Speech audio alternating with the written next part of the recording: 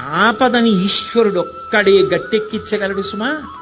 ఆపదని గట్టెక్కించవలసి వస్తే భగవంతుడు చూసేదేది అంటే నువ్వు ఎంత పవిత్రంగా బతికావు. నువ్వు ఇతరులకు హాని చెయ్యగలిగి ఉండి కూడా చెయ్యకుండా నిన్ను నువ్వు నిభాయించుకున్న సందర్భాలేవి.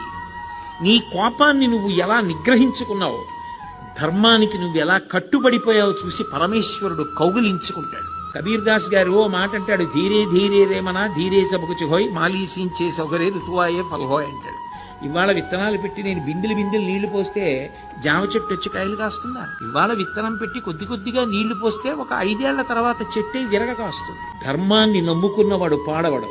ధర్మానికి ఫలితం శాశ్వతమైన ఫలితం కాలంలో కనపడుతుంది. ఆనాడు ధర్మం పట్టుకున్నవాడు ఎంత గొప్పవాడో మిగిలిన వాళ్ళకి కూడా ఆదర్శం అవుతాడు. ధర్మం వదిలినవాడు నశించిపోతాడు. అది నిరూపించాడు భాగవతం ప్రారంభంలోనే.